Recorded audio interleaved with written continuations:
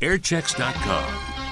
It's 55 degrees outside our Prudential Tower studios. Good morning. I'm Tom Kennedy. This is news from VBF Boston 105. Meteorologist Bonnie Cameron says it'll feel like early autumn today, and Officer Bill has word of an accident on the expressway at East Milton. Their reports are coming up. Some of the stories we're following this morning, the presidential debates are on with a wild card.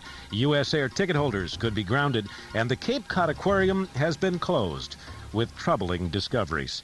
These and other stories next. VBF News Time is 7 o'clock. Both the Bush and the Clinton campaigns have announced agreement on a series of debates. The first will be held this Sunday in St. Louis, and wildcard Ross Perot will be included. At least 2 other debates will be scheduled before the November election, and 1 vice presidential debate will occur between Dan Quayle and Al Gore, the date and site to be announced. Meanwhile, polls taken for the Boston Herald this morning show that Bill Clinton is leading George Bush in 24 states with more than 300 electoral votes, more than enough to win the election. At least 40% of U.S. air flights are being canceled this morning. It's due to a machinists' strike against that company. Pickets in place at Logan and other U.S. airports. The company says supervisors will take over as many of the machinists' duties as possible, and the company insists most of its flights will operate. Some airlines are accepting U.S. air tickets, but talks between the company and striking union members are currently not scheduled to occur. Well, the Columbus Day Blue Law debate rages on, and the holiday could be a repeat of Labor Day here in the Bay State. The Commissioner of Labor says he doesn't have the authority to override the legislature's decision to close retailers down. Republicans are drafting a bill. They say it would change the law, but they don't think Democrats would vote for it. And police chiefs in several towns, mostly near other states, say they'll tell their retailers to open on Columbus Day anyway. The U.S. House is planning to vote today on whether to override President Bush's veto of a bill to lift his gag order barring federally funded health clinics from offering abortion counseling. The Senate has voted to override, but the House is expected to uphold the Bush veto. The gun lobby wants to use women to promote the right to bear arms. The National Rifle Association says it's a myth that women tend to be anti-gun, that women gun owners have doubled in 10 years to 15 million, and that they should take a more active, more vocal role in protecting their rights. A large Harvard study out today on over 90,000 women finds birth control pills are a benefit overall to women in preventing cancer. A large benefit against some cancers, they say, like ovarian, while posing little or no risk of others. A much smaller study, this on only about 400 women, found that nitrous oxide, laughing gas, can cause higher infertility rates in women exposed to 5 hours or more a week, but not to someone who inhales it occasionally, like a dental patient. The Cape Cod Aquarium in Brewster, while getting great PR recently for the rescue of stranded animals, was not taking care of its own. The aquarium has been closed, and some of the conditions found there are reportedly bleak. Overcrowding, clouded water, animals not eating, according to experts called in to help. But inspectors have repeatedly found that minimum standards were being met. Those standards were written in part by the aquarium industry in 1966. Wildlife groups have complained all along about the Cape Cod Aquarium and claim that even some minimum standards are currently not being met by another Cape Aquarium, the Aqua Circus in West Yarmouth.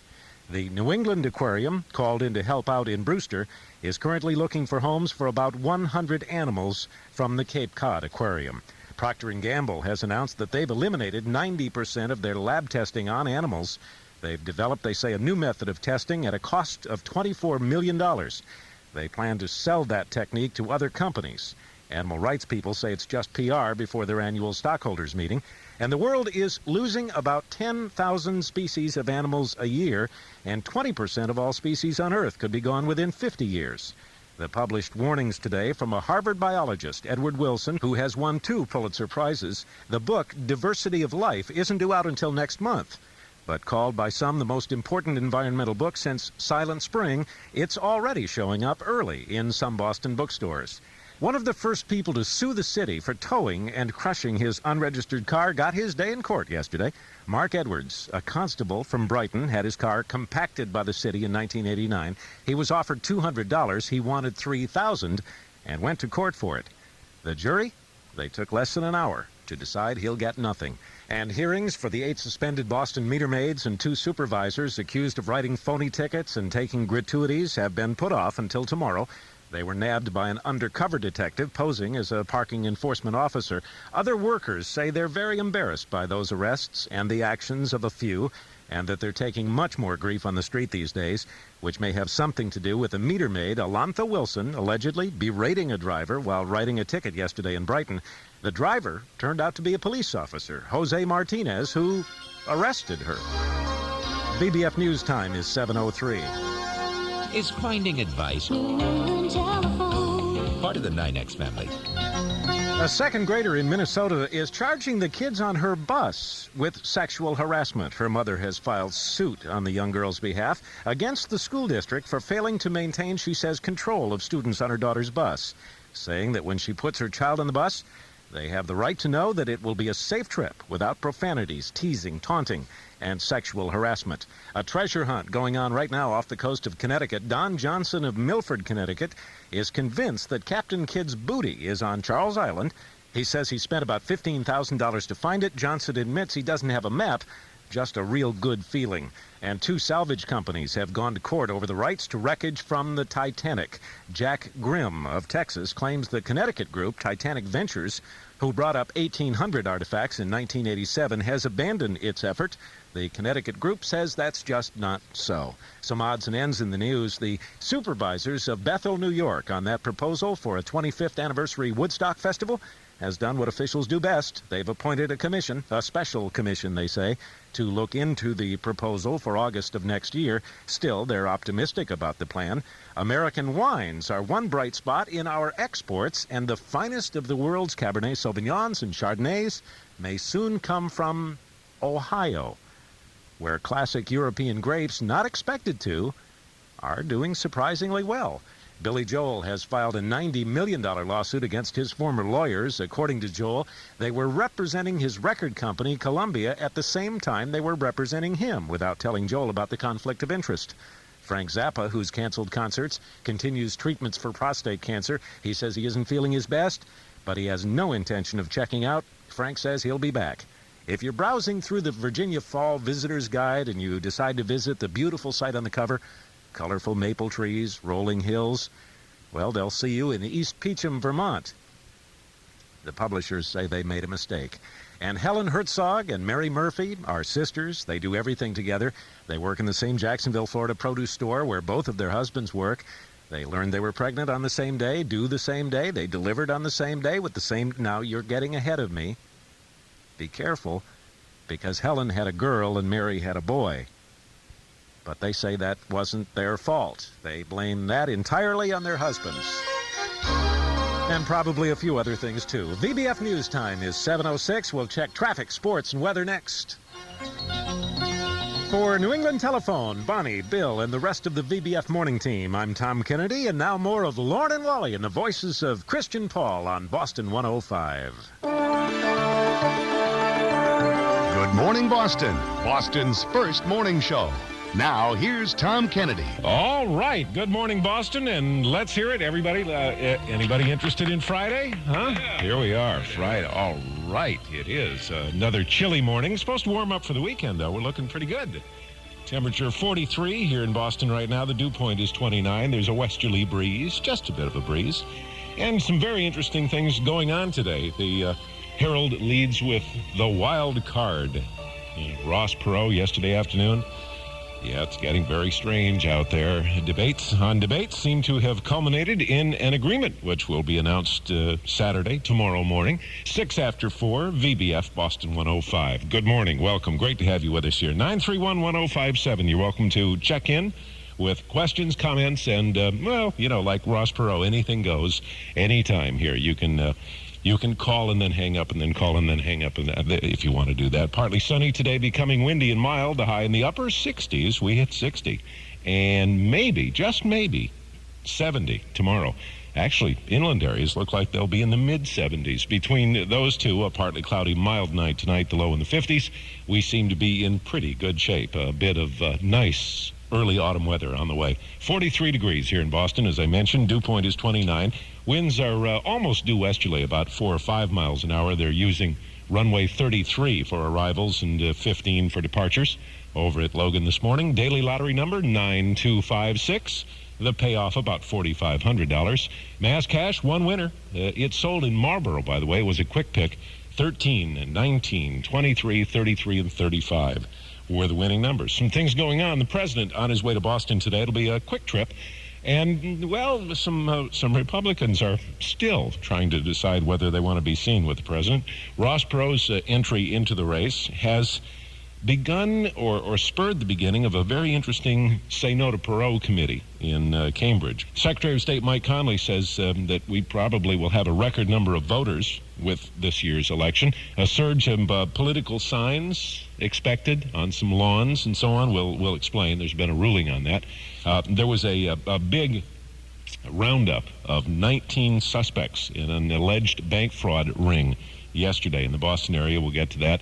The president of Digital has taken over. He has some comments on where the company is going to go. And Derek Bell has returned to Harvard and spoken to some people there. First time he's been back there in quite a while. Those are some of the things going on. The Sox were off last night, of course, and the Bruins beat the Flyers 5-3. Len Malo will have the scores and sports coming up here on Good Morning Boston at VBF, Boston 105, 8 after 4 o'clock. 43 degrees and a fine day. Mid-60s is the way it looks. Mid-70s tomorrow.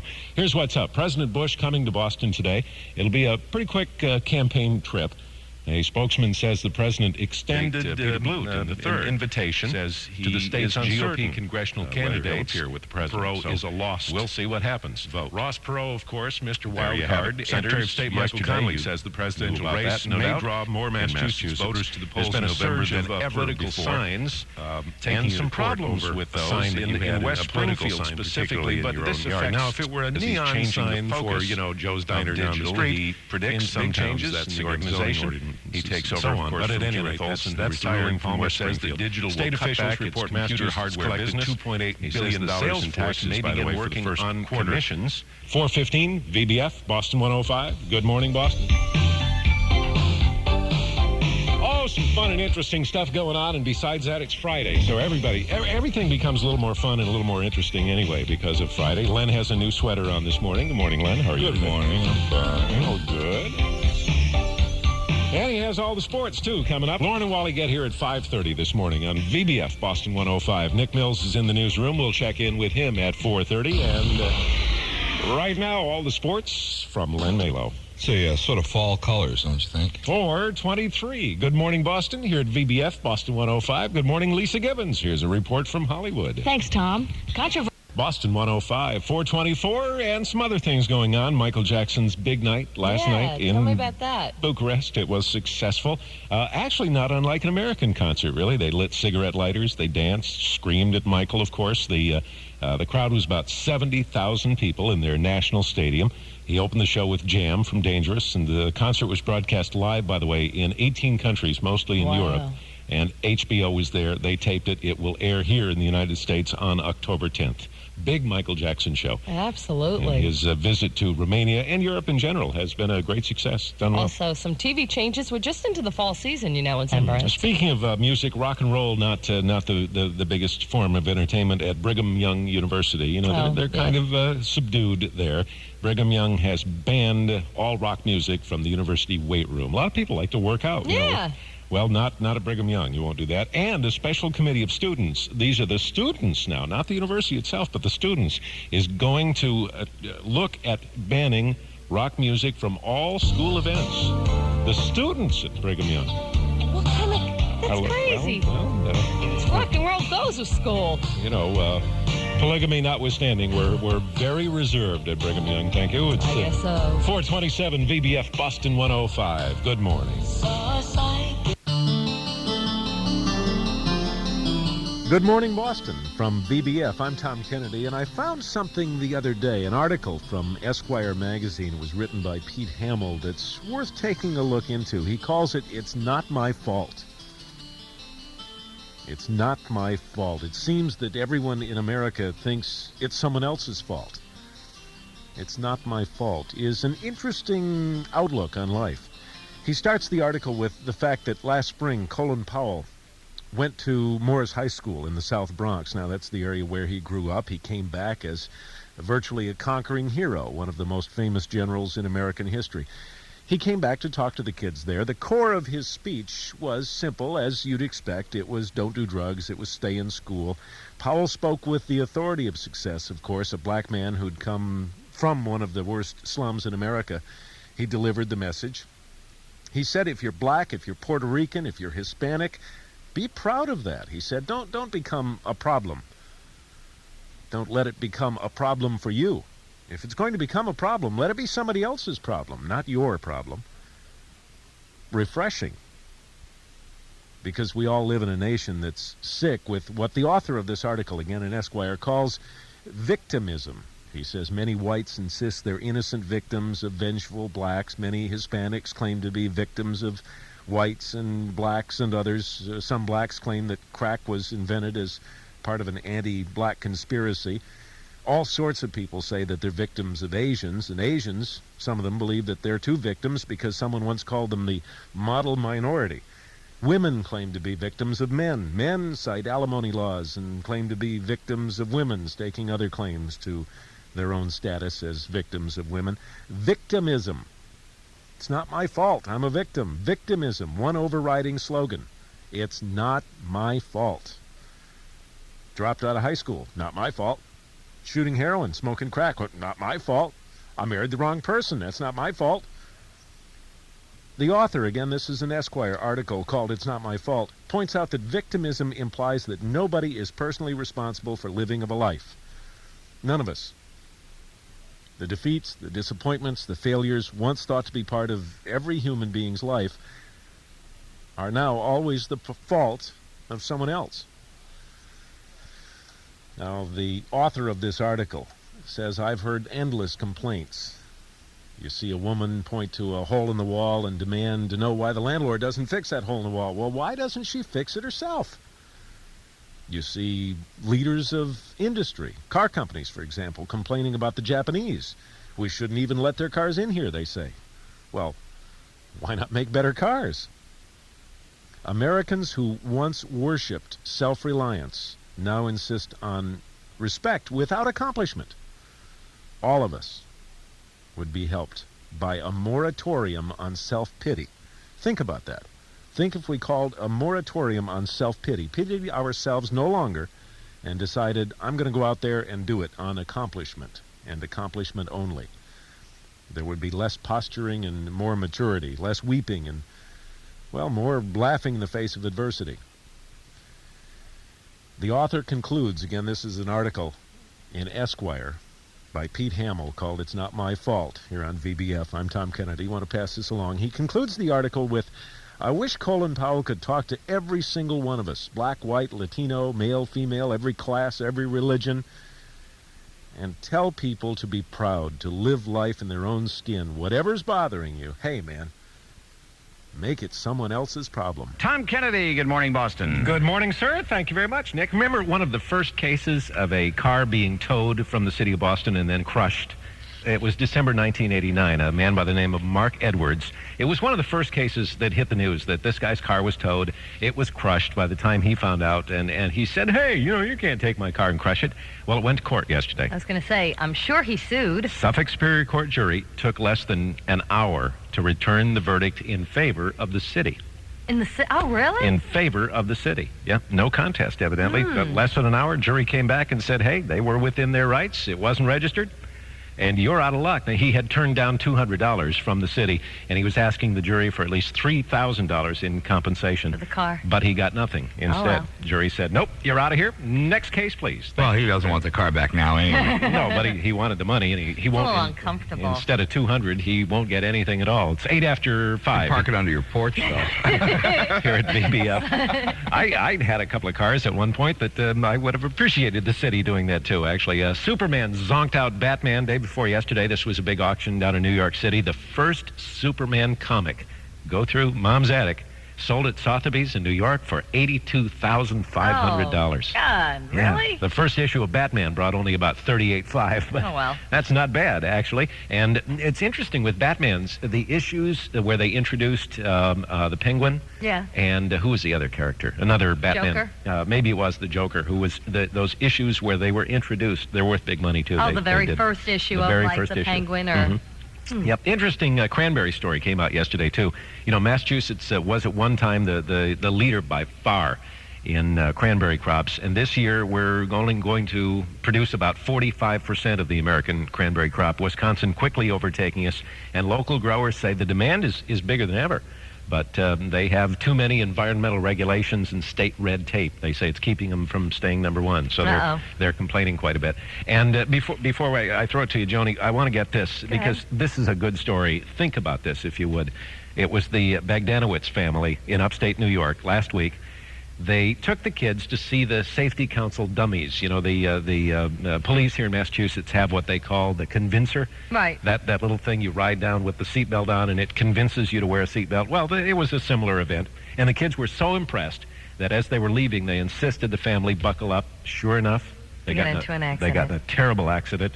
They all walked away from it. Car was totaled, but everybody in the family who had been wearing seatbelts was just fine. 512 VBF Boston 105. Good morning, Boston. Jody's here. She's got Life Beat coming up. And we'll talk movies, too. The Boston movie grosses are out. The Last of the Mohicans way up there in Boston as well as around the country.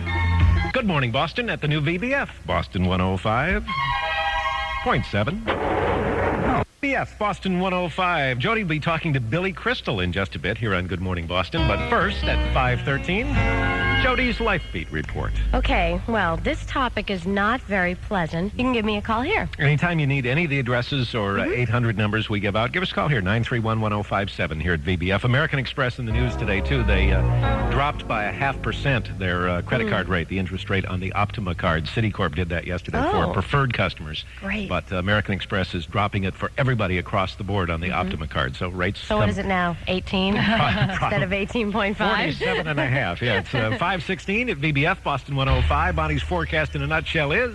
sunny and warm today. Yeah. And 65 to 70. We'll take it. And warmer tomorrow. 70s tomorrow. We'll get you all 70, the great... yes, doesn't that sound good? Oh, we need it. Isn't that sad, huh? We need to unfrost these fingers and toes, and we will this weekend. Wally Sports coming up on Good Morning Boston at VBF, Boston 105. It's 5:17. VBF, Boston 105. Wally Bryan is here looking sharp and spiffy and has all the sports at VBF. Gee, thanks, Tom. You're welcome. Well, let's get right to it. Except for Patrick Ewing's $9.4 million annual salary. That's with, of course, the New York Knickerbockers. And that's it. That's what's going on in sports this morning. Breaks down, by the way, if he plays 50 games to $290,000 a game. Yeah, I heard you say that. That's pretty amazing, isn't it? Not bad. Milwaukee and Toronto, we have a race left, huh? Yeah, a little bit of a race. I don't know. I think Toronto's going to do it, but they're making it kind of interesting in the East, yeah. Well, we still. Len mentioned, it coming down to one final game, too, a bit ago, and I had reflections of Bucky Dent in Fenway Park. Yeah. So Bucky... deleted Dent. 5:21 here at VBF. I guess we'll never forget that, will we? No, we won't. That and the ball going between Buckner's legs. Buckner's legs. 5:21. Good morning, Boston. Here at VBF to the movies and Billy Crystal, the subject for Jody today. We've got the Boston movie grosses too. We'll run those down. Coming up. Good morning, Boston at VBF. Jody. Saturday night is second in the city of Boston, as it is nationally. Actually, Last of the Mohicans is doing well here. It's number one. Both are new. Husbands and Wives is number 3. Singles and Sneakers are the top 5. And then come Rob Roberts. Good movie for election time. Kind of ties in there. Ross Perot's not in it, though, I guess. He decided to be in, then didn't want to. And then, anyway, School Ties is number 7. Blade Runner. Brief History of Time. A couple new movies, 9 and 10. Brief History of Time is number 9. And Innocent Blood is number 10. We have some openings, too, Joni. Yeah, opening up this weekend, Hero with Andy Garcia, Gina Davis, and Dustin Hoffman. Sporting a gold tooth. This is how you can check out Madonna. She's got a gold tooth now, a black mask, and whips, and flirts with bondage and lesbian sex. Great way to end our Friday morning. This is the MTV video, huh? Yeah. Okay. MTV says they're only going to show it in the wee hours of the morning, though. That's right, obviously. I don't know what this gold tooth thing is. Yeah. She didn't actually go and have it done. It's a little thing that slips over her tooth. Okay. How attractive. 5:25. At VBF, Bonnie has a gold tooth. You didn't know that? You didn't know? Maybe not right up in front, though. She doesn't smile a lot, and there's a reason there. Actually, I'm giving away all your secrets, Bonnie. 5:25 on Good Morning. You're making up a lot of secrets. VBF, Boston 105. Meteorologist. She's a scientist, so we have to be somewhat serious. Oh, yeah, right. Very scientific lady. Ms. Cameron here. Well, we're going to have a partly sunny breeze Glad you mentioned the tropics because there's some interesting new information out from Max Mayfield. He's with the National Hurricane Center. And he says the odds on killer... How long does the hurricane season run? Until November. That's what I thought. 1st of November or the 15th? I think it's the 15th. Yeah, I thought so too. Anyway, he says the odds are pretty good right now. Particularly since just a few weeks back, Typhoon Omar swept over Guam, then 10 days later, Iniki attacked Kauai, and that was just after Hurricane Andrew hit southern Florida. So he says even more telling, though, is the fact that both Hurricanes Andrew and Iniki originated as tropic low-pressure areas off Africa's west coast, 4 days apart. He is with the National Hurricane Center, as I mentioned, says there's still no discernible connection that can be made between the intensity or frequency of the storms once they reach the Atlantic, Eastern Pacific, and Northwestern Pacific Oceans. But it's been a tough year, as we all know, and his boss, Bob Sheets, National Hurricane Center, warns that North America, this is a quote from Sheets, could be returning to the days of more powerful and frequent storms. Kind of an ominous warning from the guy who's paid to watch them for us. So we'll see what happens. It's 5:27, VBF, Boston 105. Good morning, Boston. And the Lorna Wally Show coming up. Nick Mills in the newsroom. We'll check in with him. Good to have you with us. That's politics, I suppose. Lorna Wally coming up here on VBF for Friday morning and coming up on the Lorna Wally Show. You know, it's funny you should mention politics because we have discovered at least the top 5 proposed slogans for Ross Perot bumper stickers. I see. We'll have those for you this morning. Of course, it's Friday, so Worst Joke of the Day Awards coming up, 7:20. We'll cash another check. Good time, and an inside conversation with the inside tracksters from the Boston Herald this morning, 7:45. Good. All right. A little of everything then. Yep, we got it. Friday morning. And it's 5:30 here at VBF. Have a great weekend. This is airchecks.com.